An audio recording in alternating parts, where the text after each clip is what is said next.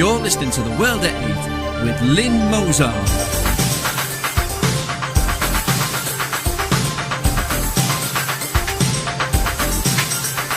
The World at 8, the number one in nationalist news.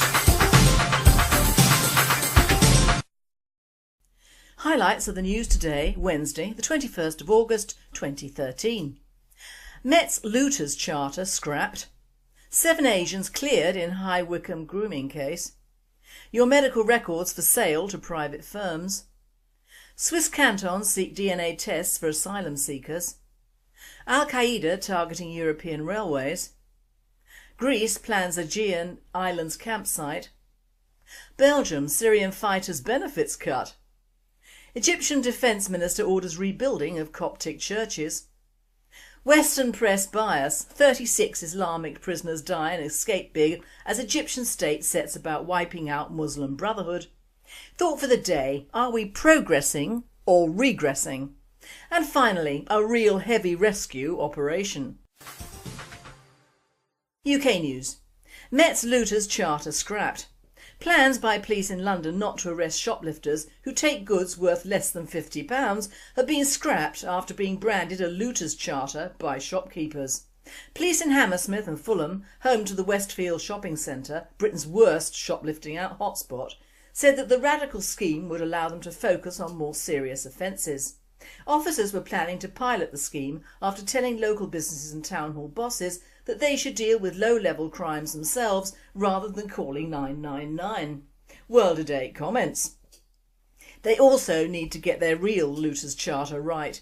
During the riots 2 summers ago, they just stood by while mainly ethnic people ransacked homes and businesses. In any proper society, looters are shot on sight in times of civil unrest. 7 Asians cleared in High Wycombe grooming case. An Oxford Crown Court jury cleared 7 men from a gang of 10 of rape and the conspiracy to rape a girl over a 5-year period. The jury was discharged after failing to reach a majority verdict on 3 other men who faced a total of 15 counts. The offences are said to have been carried out in High Wycombe between 2007 and 2012, when the victim was between 11 and almost 16. The men found not guilty, who all live in High Wycombe, are Asif Hussain, 21 of Plummer Road, Jabroan Khan, 21 of Rutland Avenue, Amar Rafiq, 19 Castleview Gardens, Mohammed Adnan, 21 of Upper Green Street, Qassam Dad, 23 of Gibbs Close, Ramiz Ali, 21 of West End Street, and Junaid Sharif, 26 of Cambridge Crescent. Prosecutors will decide by the 2nd of August on whether to seek a retrial of brothers Iblal Fiaz, 21 and Qasim Fiaz, 23, both of St George's Close, High Wycombe, who deny multiple rape charges, and Mudassar Hussain, 19 of Abbey Barn Road, High Wycombe, denies 1 charge of rape. Iblal Fiaz also denies conspiracy to rape, trafficking in the UK for sexual exploitation, sexual activity with a child and causing or inciting a child to engage in sexual activity. World at 8 says, "This is disgusting and points the way for things to come. I would like to know the religious affiliation of some of the jurors and whether they've been got at. It smacks of jury rigging to me. The child was 11 years old when this abuse started. What is right with that? She was underage and these bastards don't expend any time or money on a child unless they get rewards from pimping them out. Fact. So now British courts have paved the way for these Muslims to get away with it. I wonder how they'll treat the so-called white guys they've arrested in yet another case of sexual grooming." Your medical records for sale to private firms. A secret plan to sell confidential medical records to private companies for as little as £1 has been drawn up by officials. The Daily Mail reports that from the next month, GPs will start sending detailed NHS patient records to a central database for the first time under the new General Practice Extraction Service, GPES. Yet doctors do not have to tell patients about the project, described by campaigners as an unprecedented threat to medical confidentiality. The records held for every person registered with a GP will contain details of medical conditions as well as identifiable information including a patient's NHS number, postcode and date of birth. Private firms such as Bupa can then apply to the health service to buy and use data from the records for research. World at 8 comments, "I thought we were allowed to have possession of our medical records under the Freedom of Information Act. If so, why can't we keep our own paper records in-house? The fact that they have all been put on computers, of course, means they are open to all, not just our GPs. Surely we can object. Identical twins charged with rape as DNA cannot distinguish them. Identical twins have appeared in court in connection with the rape of a woman as they cannot be distinguished by their DNA. Mohammed and Aftab Ashgar were bailed ahead of a December trial, but prosecutors said it possible that only one of the defendants faces trial over the rape which took place in November 2 years ago.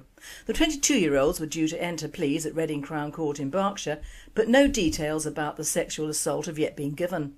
It's an unusual case, they are identical twins. The allegation is one of rape, said prosecutor Sandra Beck, who has requested more time to pursue particular lines of inquiry. There's further work due, and there's an indication which would tend to support that one was not at the location. It may mean that only one of the defendants faces trial. Identical twins have the same DNA but different fingerprints. A similar case unfolded in France earlier this year when 24-year-old brothers known as Johan and Elwin were arrested in Marseille in connection with the rape of 6 women aged between 22 and 76, as police could not tell them apart based on their DNA. European news. Swiss cantons seek DNA tests for asylum seekers. Certain Swiss cantons are demanding systematic DNA tests on asylum seekers, specifically Eritreans, who say they're coming to the country to join family members, a newspaper reported Sunday. Eritreans represent the largest group seeking asylum in Switzerland, with nearly 6,000 requests currently pending in the country. In June, Swiss voters in a referendum overwhelmingly approved stricter asylum criteria, notably the removal of military desertion as a valid reason for asylum. That had been the key reason cited by Eritreans, whose country imposes unlimited and underpaid military service on all able-bodied men and women. According to the Zeit am Sonntag newspaper, Eritreans also make more requests than any other nationality to bring over relatives under the family reunification programme. Identity papers or birth certificates must be considered as suspect when presented by people seeking residence under the family reunification programme, said Iris Rivas, head of migration services in the canton of Bern.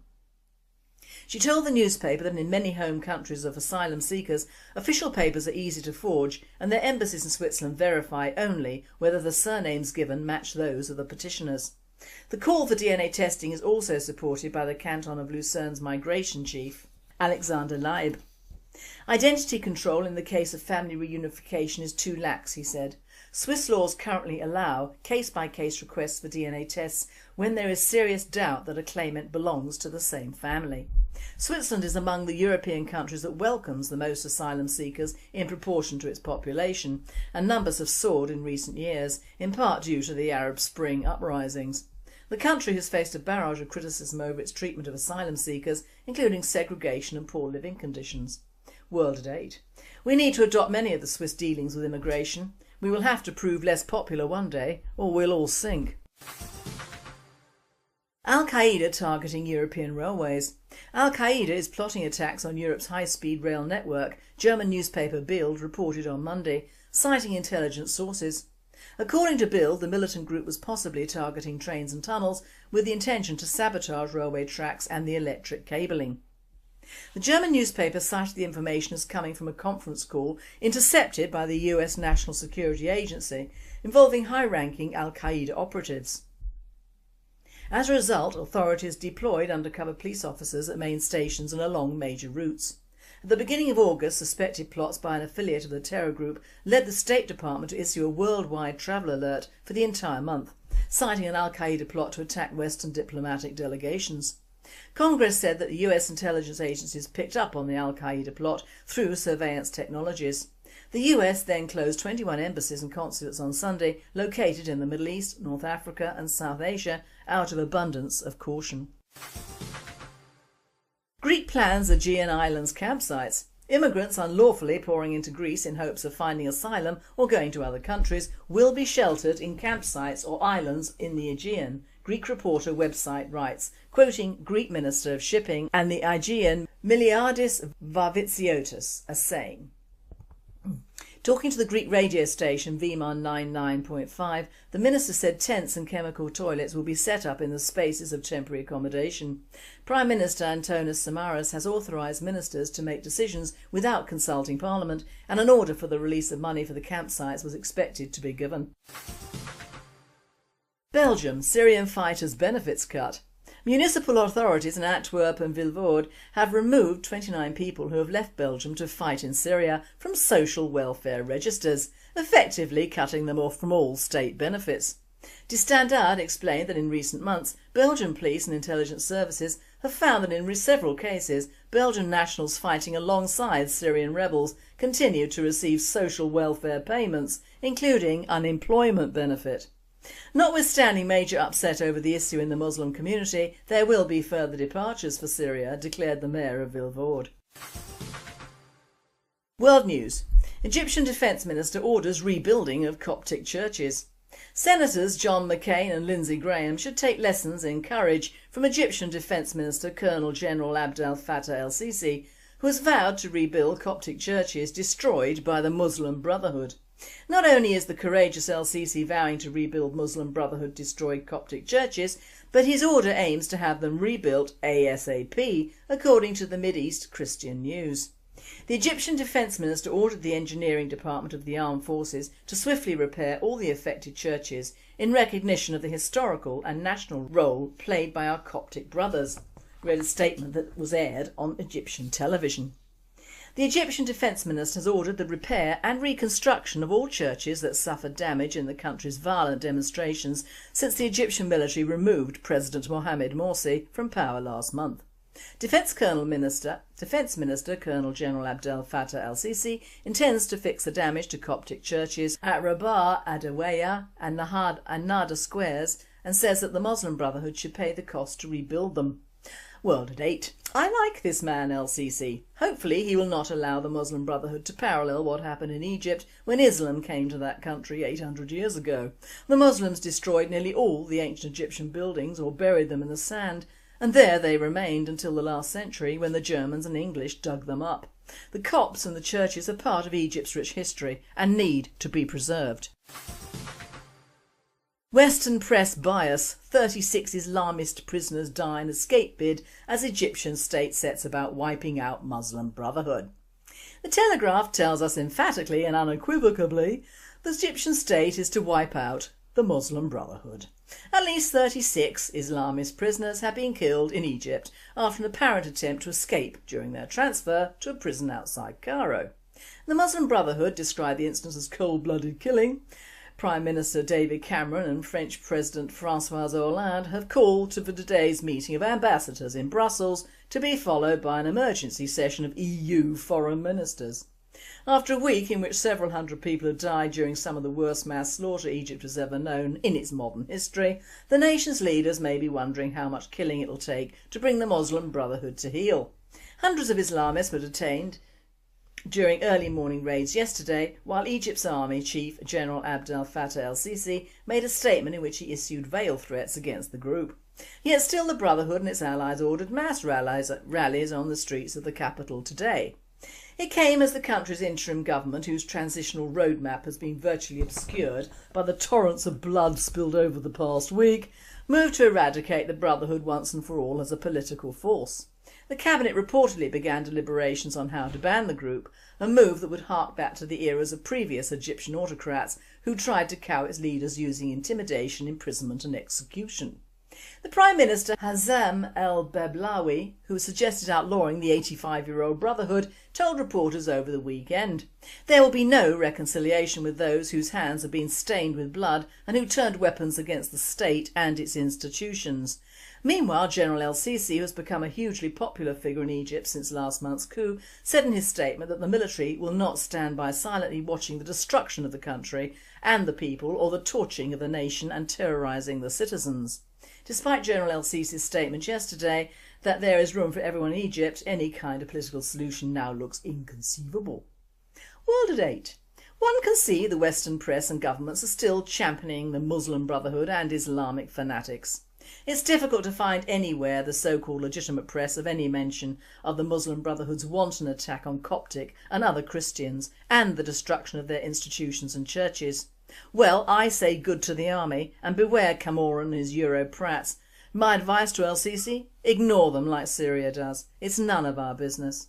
At least the General has pledged to rebuild the churches and protect Christians of all faiths, and that is one problem no Western government has even acknowledged or condemned. Thought for the day: are we progressing or regressing? A fairly serious thought occurred to me yesterday, and it was, are we in the UK progressing or regressing? Are we losing or have lost what we gained after World War II with the advent of so-called progress? We have lost in those years many things that were quintessentially British or English, and the sad part is that much of this we owe to corporate inventions, the financial markets and the new think tanks, plus thought processes most of which originate in the States or indeed Europe. The loss of our good basic education system and the choices that were around 40 years ago are no longer with us, and yet we have had many ministers of education from many governments and all have failed us. Why? Because they've been trying and sadly succeeding in making our education system an international education system, and in doing so they've lost the basic principles of teaching British values in a British country, because most of their pupils are not English, or indeed even speak English in many schools. Because of this fact we now employ so-called teachers who apply the diversity ethos to the detriment of our own Indigenous children. A case highlighted in a letter to the Daily Mail at the end of July from a reader in Hornchurch, Essex, in which he said that whilst doing family research he had approached a school in Leytonstone where his parents and cousins had been educated. The head told him there was only one white boy in the school now and he was leaving, and the only English used in that school was from the Caribbean children who used a patois or rap speak. The ethnic children play with their own tribes and speak their own language in their own homes. So what chance does the English language stand of being taught? Let alone English history, religion and culture? Absolutely none. So put that with the ever-changing exam system and the dumbing down of the actual exams to bring pass rates to second-rate universities high, and you have a recipe for disaster. Education on an international level stops working for everyone. Our education system has regressed. The same can be said for our NHS, the only really good thing that Labour did after the war, and although when working I paid into a private health plan and enjoyed the difference, because my friends there is a vast difference, I was also paying into the national pot to pay for people who were, like I am now, unable to afford private health care. So I paid, like so many others, double bubble. So it grieves me that this marvellous idea has become a shadow of its former self. This is down to bad management and massive immigration without doubt, although when the media does a programme on the NHS they never show the waiting rooms of the local GPs or A&E having other than a smattering of ethnics newly arrived to suck off the system. Once again a plan that was introduced by the Brits for the Brits has become international, and they're wondering why all the pressure and lack of money applies mainly to the heavily enriched areas of our cities and country. We nationalists see it, and it isn't racist to blame immigration. It's a fact, and a very sad fact at that. The UK NHS cannot sustain any more health tourists, or indeed the immigration level itself and the ethnic birth rates that are now well underway. This is despite the many good medical staff that immigration has brought in. It has also brought in cheap and unqualified labour and given these people their own people to care for in vast numbers. This is yet another change which can be put down to governments and ministers afraid to face up to the truth at the price of our health and progress as a nation. Our NHS has regressed. Now take our British way of life. Go back 40 years and look at films around that time. What do you see?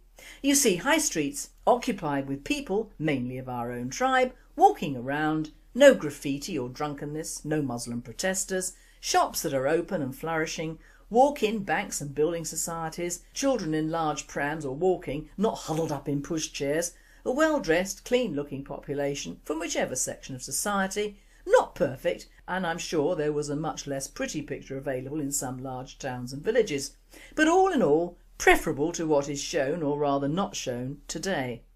Now I put this down to computers, the EU, corporate greed, immigration and the way successive governments have trained us as a people with a form of social engineering that no other country or people would put up with. Now computers, of which I spoke on Monday.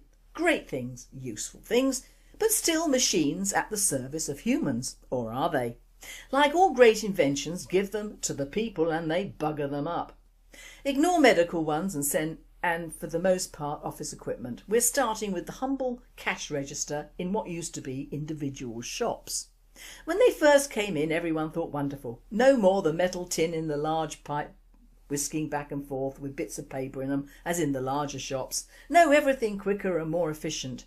Then came the bright idea of inventing self-service in the supermarkets, when quite a few of the little shops on the high street had to close down. And this is where progress is regressive. Not only did it put many workers out of work, but speaking or doing business with a machine is not everything it's cracked up to be. I used to like chatting when shopping, and you can't chat to a machine, but I have been known to craftily belt one in sheer frustration. I never use them now, I go to the normal checkouts. But more and more businesses are laying off people and installing machines. Even our local library has gone self-service. Horrible, quite horrible, as there you have no choice. The librarians are just there to advise and help, which they have to do quite a lot. This is just the start. Whilst we're importing thousands of cheap workers to take over from the apparently lazy Brits, we're also changing human workers to machines through self-service. Now, I'm not an economist, but any prat can see if you keep importing cheap foreign labour and keep effectively reducing the amount of workers and jobs you need by introducing computers into everything, who will get the remaining jobs if indeed in a few years' time we're not totally mechanised in various workplaces? Your answers on a postcard please. Computers and corporate greed have effectively killed our high streets and taken away our choices. Small dedicated shops have closed and even the larger original family stores have gone or are under threat. From whom? The large supermarkets, which have become the churches of the masses and a haven for mechanisation. You can now buy anything from the larger supermarkets, and I mean anything. And if you can't be bothered to actually raise your butt from its seat, you can buy online. That new and even greater destroyer of socialising with your fellow man. I bought 5 items online in my life and they are all things which the local boots have stopped stocking. I would never buy anything I couldn't see and feel, but then that's me. I must be resigned to the fact that we Brits and the UK have been socially engineered by our governments and the EU into being a communist state with Islamic overtones. Our famous high streets, of which Napoleon stated we were a nation of shopkeepers, have vanished, and the only shops we have left are betting shops, pawn shops, money shops, pound saver type shops, Asian tat shops, Asian or Polish corner shops, nail bars or homes for illegal immigrants and ladies of the night, and the odd just cuts. What you won't see are the small dedicated shops anymore. You know, a greengrocer for greens, a sewing shop for wool and thread, a butcher for fresh non-halal meat and eggs, a grocer for dry goods and treats, a sweet shop for even bigger treats like sherbet dipped with a licorice straw, my personal favourite, and record shops for vinyl. Nothing remotely like these British institutions now exist. Even Woolies, another childhood favourite, has gone. Also, you won't see many people other than in the lunch hour as they're all working. We are no longer a nation of anything much. Our high streets and day-to-day way of life have regressed. Our social interaction has been stopped under the guise of the health and safety zealots and the EU. Just look at what existed in the days of old if you wanted to meet up with friends or make new ones or was simply on the pull. Coffee bars, drinking clubs, small restaurants, nightclubs, various membership clubs or clubs for youngsters, dance halls, cinemas, often with licensing for booze, theatres, public houses abounded, tea rooms, singles discos, and of course if you were working, ending the day at the pub was the norm, and firms had social occasions as well. People gave parties without fear of them being hijacked via Twitter and a load of retards breaking up the joint. Now what do youngsters have? Nothing. Well, nothing that's printable apart from raves, drink and drugs and of course computers. Which is what we all have in the end if we can afford one. Now that is the new way of socialising and meeting people or partners via a screen and a keyboard. Very, very sad, and clearly it ain't working. Vis-a-vis all the speed dating in pubs or what's left of them. The stop smoking ban affected all the public houses in the UK without a doubt, most of which have had to close as all the people that smoked drank as well. Either that or make an open space in their garden for smokers, which is useless in the freezing winter. Coffee shops have had this problem as well. A coffee and a fag apparently go well together, but not facing the main road with traffic whistling past in the snow. Now this EU ban is very odd because when in Spain last, everyone ignored that ban and smoked in the restaurants and everywhere else. By closing pubs and allowing Asian corner shops to stock and sell cheap alcohol, we have effectively done away with the old-fashioned public house, and instead we have a brave new yuppied pub, corporate owned, mostly frequented by youngsters at night and staffed by foreigners and serving mainly curries and chili con carne. There's nowhere anyone over 35 can go to relax or meet their own tribe. This is the only country in Europe and probably the world where this situation exists. The working and middle classes are ignored socially, which is to some extent why our young are encouraged to have careers, not marry and not produce. It's not promoted by our think tanks or our media for our people. Thus our social interaction and meeting strategies have regressed. Man should not be alone is true, as is an Englishman's home his castle, only now it's his prison.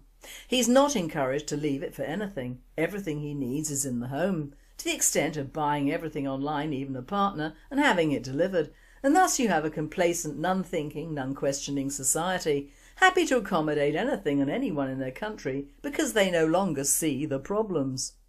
They read about them in some papers, but the solution is never given or spoken of.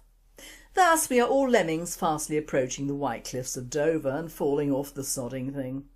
But we will all die happy knowing we have not rocked the boat and done everything that our governments, our establishment, our EU friends and the multicultural think tanks, along with the Marxist Labour bods, thought would lessen our lot in life and increased theirs. Now that's what they call progress, isn't it? And finally, a genuinely heavy rescue op. A Saudi man, Khalid Shari, thought to be the second heaviest man ever recorded, has been airlifted out of his home on the orders of King Abdullah and has been transported to hospital to receive expert medical attention. Unable to move, he's been bedbound for 2.5 years, during which time his weight has increased dramatically to around 96 stone. Part of the building where Mr Shari lived had to be demolished so that he could be wheeled onto a forklift truck. He was then driven to a specially equipped military plane sent by the King, who is also covering the costs of Mr Shari's medical treatment at King Medical City in the Saudi capital. One of Mr Shari's relatives, Nasser Mike, said he was relieved and grateful that Khalid was receiving treatment now. Mr Shari is thought to be the second to the largest man in the world, who was an American, John Mimic, who died in 1983 weighing 99 stone. This presenter says, "I watched the video and it was a wonder they got a forklift big enough for him. He is virtually never ending. I can't think what they'll do in hospital for him because he's too big to operate on to reduce his girth at the moment. Perhaps bread and water for a year will help. They just need to think of him as a Christian and then starve him accordingly." You've been listening to The World at 8. I'm Lynn Mozart and I wish you all a very good night. We're planning to pilot the scheme after telling local businesses and town hall bosses that they should deal with low-level crimes themselves rather than calling 999. World at 8 comments. They also need to get their real looters charter right. During the riots 2 summers ago, they just stood by while mainly ethnic people ransacked homes and businesses. In any proper society, looters are shot on sight in times of civil unrest. 7 Asians cleared in High Wycombe grooming case. An Oxford Crown Court jury.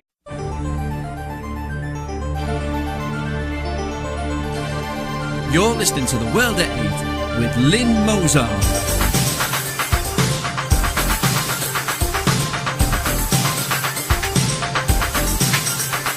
The World at 8, the number 1 in nationalist news. Highlights of the news today, Wednesday, the 21st of August 2013. Met's Looters Charter scrapped. 7 Asians cleared in for the day. Are we progressing or regressing? And finally, a real heavy rescue operation. UK news. Met's looters charter scrapped. Plans by police in London not to arrest shoplifters who take goods worth less than £50 have been scrapped after being branded a looters charter by shopkeepers. Police in Hammersmith and Fulham, home to the Westfield shopping centre, Britain's worst shoplifting out hotspot, said that the radical scheme would allow them to focus on more serious offences. Officers cleared 7 men from a gang of 10 of rape and the conspiracy to rape a girl over a 5-year period.